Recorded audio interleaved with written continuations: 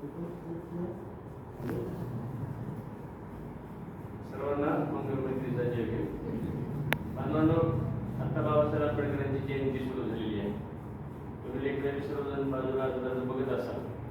कशाला डिजिटल लागलेली आहे बघा ना, डिजिटल म्हणून बॅनर बांधत. परंतु खऱ्या अर्थानं बाबासाहेब आपल्याला डोक्यावर घेण्यापेक्षा डोक्यामध्ये घेतले. आज तुम्हाला एवढी वैचारिक मेजवानी दिली ना ह्या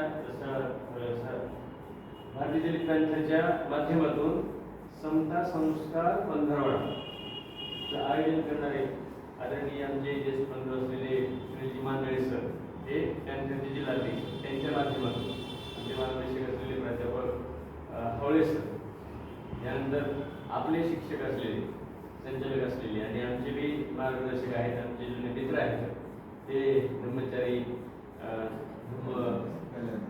कल्याण दशी साहेब या ठिकाणी कार्यक्रमाचे अध्यक्ष म्हणून आदरणीय रणजितजी आचार्य सर आहेत. तसेच छोट्याखानी कार्यक्रम जरी असला आपल्याला तरी या समता संस्कार पंधरवड्याचं सुरुवात म्हणून आज पहिलं त्यांचं पुष्प या ठिकाणी गुंफत आहे. आणि या पुष्पासाठी आपल्या या नगरामधून आलेले नगरसेवक कॉन्टिन्यू विकास वाघमारे, त्याच्यानंतर पुन्हा जयंती उत्सव समितीचे अध्यक्ष श्रीनाथ माने आणि त्यानंतर आपल्या बसवेश्वर महाविद्यालयाचे प्राध्यापक असलेले आदरणीय प्राध्यापक डॉक्टर राहुलजी डोंबे सर असे सन्माननीय आहेत. आणि मग एक वामनदादाचं गीत आहे, भीमा तुझ्या मताचे जर 5 लोक असतील. किती लोक बघितले? 5. आपल्याकडे बघा 2500 जास्त आहोत. आणि निश्चित मी यांना विश्वास देतो की आपला हा समता संस्कार पंधरवडा गतिशील विचारानं सार्थक आहे. आणि खऱ्या अर्थानं आपण बाबासाहेब आंबेडकरांचा किंवा इथे जे आपले आदर्श आहेत, तथागत गौतम बुद्ध आहेत, त्याच्यानंतर बाबासाहेब आहेत, पूजनीय संरक्षित इथं आहे बाबासाहेबांच्या विचाराचा देशामध्ये आणि जगामध्ये धर्मप्रसार करणारं धर्मधुरंधर.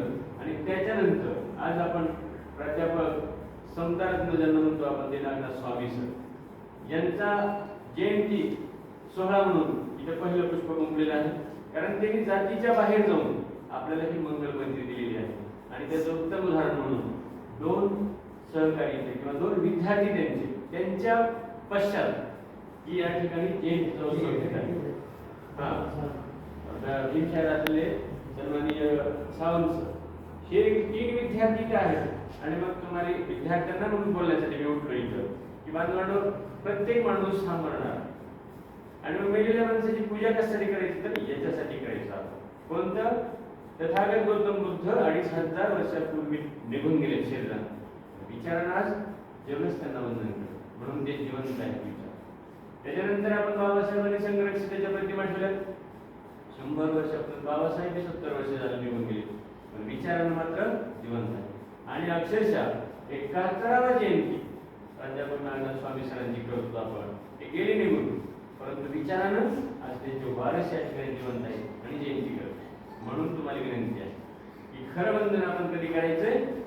तुम्हाला जन्म दिलेले तुमचे आई वडील सर्वश्रेष्ठ दैवत, त्याच्यानंतर हे आदर्श दैवत, आणि त्याच्यानंतर आदर्श आपण यांचा विचार घ्यायचा.